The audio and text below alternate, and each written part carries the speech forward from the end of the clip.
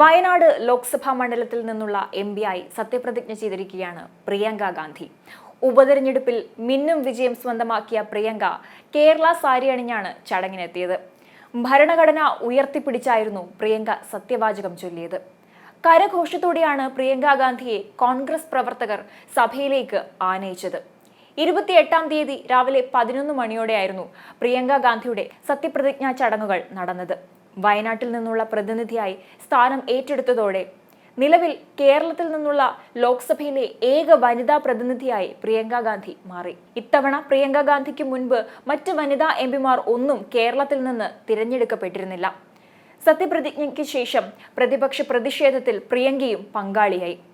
പ്രതിപക്ഷ ബഹളത്തെ തുടർന്ന് ലോക്സഭ 12 മണിവരെ നിർത്തിവെച്ചിരുന്നു. പ്രിയങ്ക കൂടി എത്തിയതോടെ നെഹ്റു കുടുംബത്തിൽ നിന്നുള്ള 3 പേർ പാർലമെന്റിൽ സാന്നിധ്യമാവുകയാണ്. സഹോദരൻ രാഹുൽ ഗാന്ധി ലോക്സഭാ അംഗവും മാതാവ് സോണിയാഗാന്ധി രാജ്യസഭാ അംഗവുമാണ്. അമ്മ സോണിയാഗാന്ധിക്കൊപ്പമാണ് പ്രിയങ്ക ഗാന്ധി പാർലമെന്റിലേക്ക് എത്തിയത്. ജീവിത പങ്കാളിയായ റോബർട്ട് വാദ്രയും മക്കളും പ്രിയങ്കയുടെ സത്യപ്രതിജ്ഞ കാണാൻ എത്തിയിരുന്നു. ഏറെ നാൾ കോൺഗ്രസ് സംഘടനാ ചുമതല വഹിച്ച ശേഷമാണ് ജനപ്രതിനിധി എന്ന കുപ്പായം പ്രിയങ്ക അണിയുന്നത്. പ്രിയങ്ക പാർലമെന്റിൽ ഉറച്ച ശബ്ദമായി എത്തുന്നത് ഇന്ത്യ മുന്നണിക്കും വലിയ നേട്ടമാകുമെന്നാണ് വിലയിരുത്തൽ. പ്രിയങ്ക എംപി ആകുന്നതിൽ അഭിമാനമെന്ന് സോണിയാഗാന്ധിയും പ്രതികരിച്ചിരുന്നു. സത്യപ്രതിജ്ഞയ്ക്ക് മുന്നോടിയായി നടന്ന കോൺഗ്രസ് പാർലമെന്ററി യോഗത്തിൽ പ്രിയങ്ക ഗാന്ധിയും പങ്കെടുത്തിരുന്നു. രാഹുൽ ഗാന്ധി പാതി വഴിയിൽ ഉപേക്ഷിച്ചു പോയ മണ്ഡലത്തിൽ പ്രിയങ്കയെ കാത്ത് വെല്ലുവിളികൾ ഏറെയാണ്. റായ്ബറേലി മണ്ഡലത്തിലെ എംപി സ്ഥാനം നിലനിർത്താൻ വേണ്ടിയാണ് നേരത്തെ രാഹുൽ ഗാന്ധി വയനാട്ടിലെ സ്ഥാനം രാജിവെച്ചത്. ഇതോടെ വയനാട്ടിൽ ഉപതെരഞ്ഞെടുപ്പിന് കളമൊരുങ്ങുകയായിരുന്നു. ആദ്യഘട്ടത്തിൽ കെ മുരളീധരൻ അടക്കമുള്ള നേതാക്കളുടെ പേര് പരിഗണനയിൽ വന്നെങ്കിലും പിന്നീട് പ്രിയങ്കയിലേക്ക് എത്തുകയായിരുന്നു. തുടർന്ന് പ്രിയങ്കയുടെ പേര് തന്നെ സംസ്ഥാന നേതൃത്വവും അംഗീകരിച്ചതോടെ തന്റെ കന്നി അംഗം മലയോര പ്രദേശമായ മണ്ഡലത്തിൽ നിന്നാകാൻ നെഹ്റു കുടുംബത്തിൽ നിന്നുള്ള പ്രിയങ്ക ഗാന്ധി സമ്മതമറിയിക്കുകയായിരുന്നു. CPI നേതാവായ സത്യൻ മുഖേരിയെ പരാജയപ്പെടുത്തി 4,10,931 വോട്ടുകളുടെ ഭൂരിപക്ഷത്തിലാണ് പ്രിയങ്ക ഗാന്ധി വയനാട് ലോക്സഭാ സീറ്റ് നേടിയത്. കേരളത്തിൽ നിന്നുള്ള മുതിർന്ന നേതാക്കൾ നേരിട്ട് പ്രിയങ്കയുടെ വിജയ സർട്ടിഫിക്കറ്റ് കൈമാറി.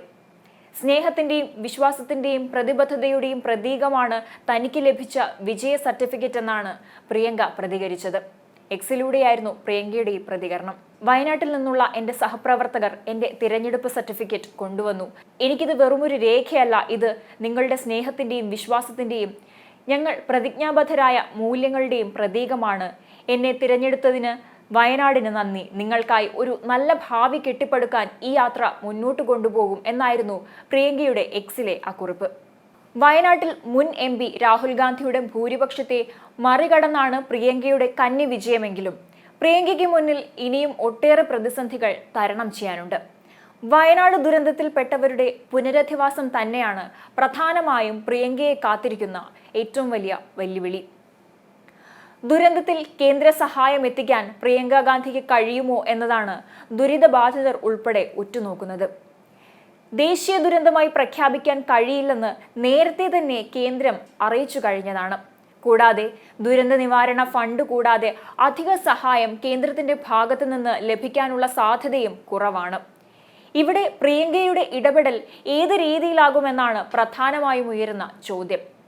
ഇതിനു പുറമെ ബന്ദിപ്പൂർ വഴിയുള്ള രാത്രിയാത്ര നിരോധനം നീക്കുന്നതിൽ പ്രിയങ്കയുടെ ഇടപെടൽ ഉണ്ടാകുമോ എന്ന ചോദ്യവും വോട്ടർമാർ ഉയർത്തുന്നുണ്ട്. കോൺഗ്രസ് ഭരിക്കുന്ന കർണാടക സർക്കാരിൽ ഈ വിഷയത്തിൽ സമ്മർദ്ദം ചെലുത്താൻ പ്രിയങ്കയ്ക്ക് കഴിഞ്ഞാൽ നിരോധനത്തിൽ ചെറിയ തോതിലെങ്കിലും ഇളവുണ്ടാകുമെന്നാണ് യാത്രക്കാരുടെ പ്രതീക്ഷ.